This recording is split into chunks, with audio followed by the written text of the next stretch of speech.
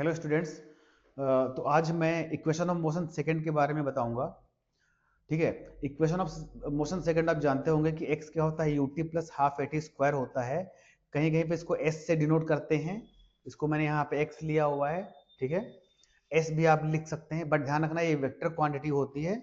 ठीक है, ये डिस्टेंस नहीं है, ये हमारी वेक्टर क्वांटिटी है, डिस्प्लेसमेंट। ठीक है। तो इसमें अगर आपको दिया हुआ है इनिशियल वेलोसिटी u 2 मीटर पर सेकंड, एक्सीलरेशन इज कांस्टेंट। ठीक है। t इक्वल टू 4 सेकंड पे पूछा गया है कितना दूर वो चलेगा या कितना उसका डिस्प्लेसमेंट होगा। ठीक है।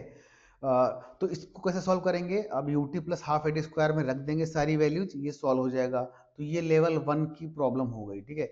इसमें सिंपल बस value put put the value and get the result वाला हाल है यहाँ पे। बट अगर मैं बात करूँ सेकेंड और थर्ड लेवल के जो क्वेश्चन होते हैं, अगर हमें अच्छे लेवल के क्वेश्चन करने हैं तो उस केस में हमारा इक्वेशन ऑफ मोशन का जो जनरल फॉर्मूला होगा वो ये होगा, x equal to x naught plus v d t limit t1 से t2। ठीक है। तो t1 क्या है हमारा? इनिशियल डिस्प्लेसमेंट है। जब टी इक्वल टू t1 पे था वो, तो उसका डिस्प्लेसमेंट x नॉट था। ठीक है। जो इन्फॉर्मेशन गिवन है उसके अकॉर्डिंग ही हम चलेंगे। ठीक है। मैं इसका एग्जांपल भी दूंगा। तो ये तब अप्लाई करेंगे जब एक्सीलरेशन कांस्टेंट नहीं है। वैसे तो ये हर केस के लिए एप्लीकेबल है, बट अगर एक्सीलरेशन कांस्टेंट नहीं है वहां पे इसको अप्लाई करेंगे तो ज्यादा हमारे लिए बेनिफिट, क्योंकि हमारे पास और कोई रास्ता नहीं है। तो इस केस में क्या करेंगे, जैसे मैंने एग्जांपल लिया है velocity v equal to t square. ठीक है। तो वेलोसिटी अगर टी स्क्वायर है यहाँ पर, इसका मतलब यहाँ पर एक्सीलरेशन कांस्टेंट नहीं है। ठीक है। और अगर एक्सीलरेशन कांस्टेंट नहीं है तो इस केस में हमें यही फॉर्मूला अप्लाई करना पड़ेगा। तो इनिशियल डिस्प्लेसमेंट कितना दे रखा है टी इक्वल टू 1 पर 10 मीटर।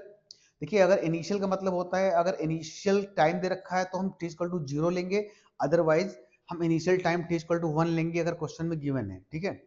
तो टी इक्वल टू 1 पे कहाँ पे था वो? 10 मीटर पे था। पूछ रहा है टी इक्वल टू 3 सेकेंड में वो कहाँ पहुंच जाएगा। तो हम यहाँ पर t1 की वैल्यू 1 रखेंगे और t2 की वैल्यू 3 रखेंगे, और यहाँ से हम वैल्यूज को इंटीग्रेट करेंगे। ठीक है। तो जब मैं टी स्क्वायर को इंटीग्रेट करूंगा तो आएगा टी क्यूब बाई 3, और इसके बाद इसको हम लोग सॉल्व कर लेंगे upper limit minus lower limit करके। तो ये हमारा आंसर है। तो इससे निकाल सकते हैं। ठीक है। तो यहाँ पे ये वाला फॉर्मूला काम नहीं करेगा, क्योंकि यहाँ पे ए कांस्टेंट है, यहाँ पे ए कांस्टेंट नहीं है। ठीक है। तो हमें ये फॉर्मूला अप्लाई करना पड़ेगा, तब जाकर के सॉल्व होगा। ठीक है। Thank you.